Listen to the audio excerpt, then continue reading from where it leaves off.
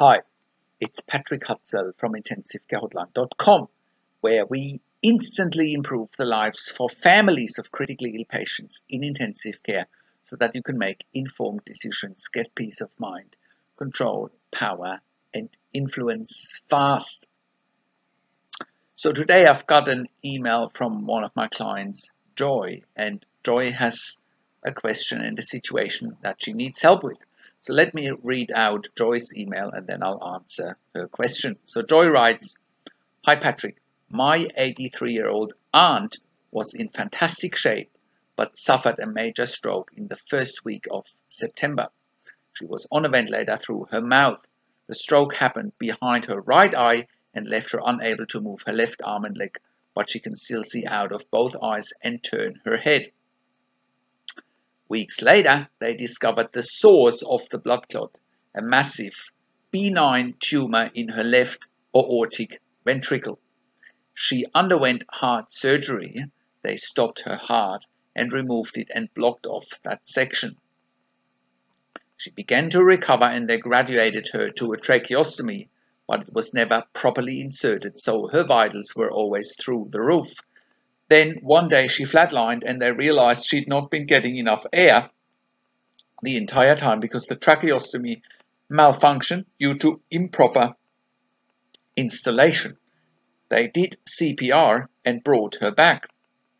After another stint in ICU, breathing is finally normal. She's been on the ventilator since September the 7th and it's now November the 4th, and she finally was well enough to be moved to a physical therapy facility as of yesterday. The tracheostomy is still in, but we're hoping now that the pneumonia and fever are gone, and now that her breathing is really good, that they will try and wean her off again. She is responsive and can squeeze my hand when I ask her to. We'd like to see her back up and independent enough to where her daughter can hire a nurse to care for her at home. What should we do next?" Well, thank you, Joy, for your question and describing your aunt's situation. Well, where do we start? Well, I'm very glad that they finally discovered the source of the blood clot and the stroke, and that she underwent heart surgery. You made a comment that they stopped her heart. They most of the time do always stop the heart during cardiac or open heart surgery by putting people on a bypass machine. So yeah, they can bypass the heart and still keep people alive by doing that. I can imagine that this would have been a long recovery, and I'm not surprised that your auntie had a tracheostomy eventually.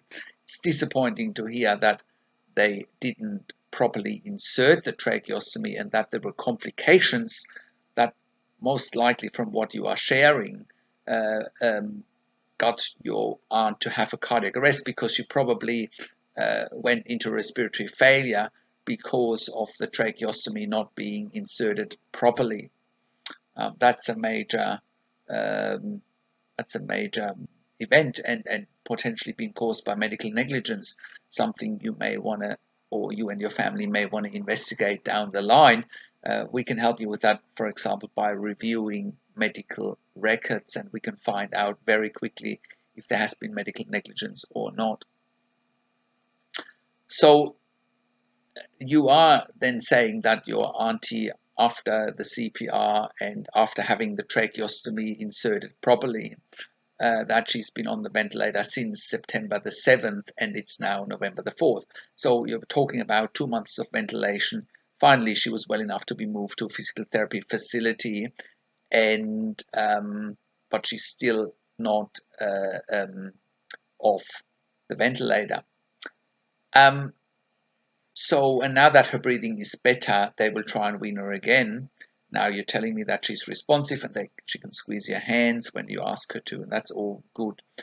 So, and you asking that you'd like to see her back up and independent enough to where her daughter can hire a nurse to care for her at home.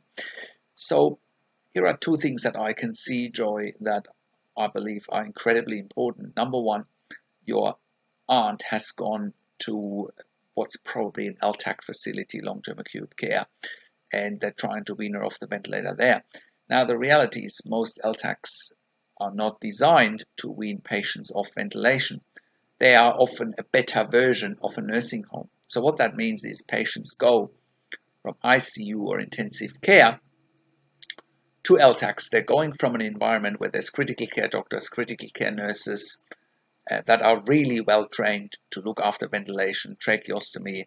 They're trained to wean patients off ventilation. They're going to an LTAC, which is again a better version of a nursing home, and they're going there often for financial reasons and not for clinical reasons, because the health funds don't want to pay for the ICU bed any longer. So, and the other thing that needs to happen in your aunt's case, if she had a stroke, she also needs to have some neuro rehab, some neurology rehab, especially after the stroke. So, and often weaning off the ventilator stands in the way of having neurology rehab, right?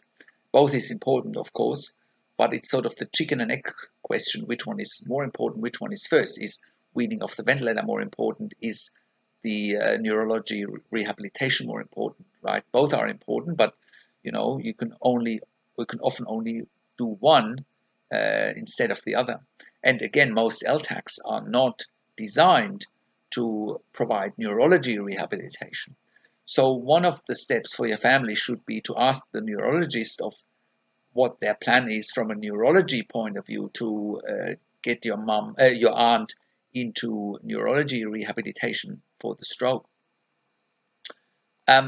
In terms of weaning off the ventilator, again, from my experience, LTACs are not designed to successfully wean patients off ventilation.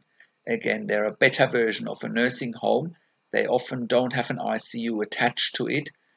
And furthermore, LTACs are often far away from people's and their families' homes, because there's not that many LTACs close to to your home. It's just the reality. Again, we're dealing with that on a day-by-day basis, where people ask us, or should we be agreeing for my mom, for my dad to go to LTAC after their stint in ICU, after they had a tracheostomy? And my answer to that is simply no, because again, we hear horror stories from LTACs all the time, and the outcomes are not good.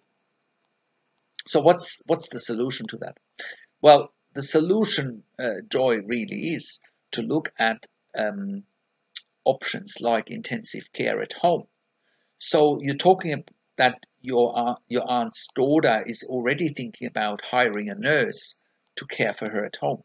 And again, that can be done even now while your aunt is on a ventilator with a tracheostomy, right? So have the ICU nurse come to your home, right? Have ICU nurses coming to your home 24 hours a day. Get your mum out of ICU and wean your mum off the ventilator at home. And again, and potentially have rehab services coming to your home as well, right? To focus on the neurology rehabilitation side of things, right? So that's really the solution to your problem, right? And from a cost perspective, the health insurances are paying $5,000–6,000 per bed day for an ICU bed. Home care is about half of the cost of an ICU bed.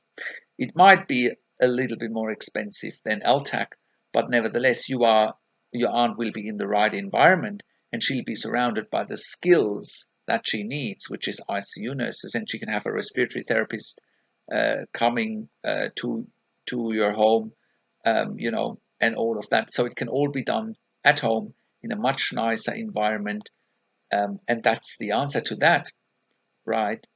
So the next step for you really is to have a look at intensivecareathome.com.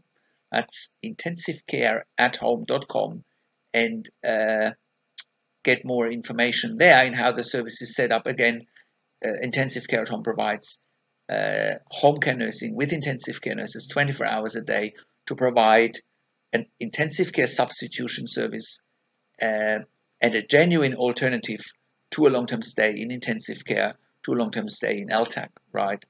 And it gives you incredible peace of mind by having your aunt at home and not in a facility.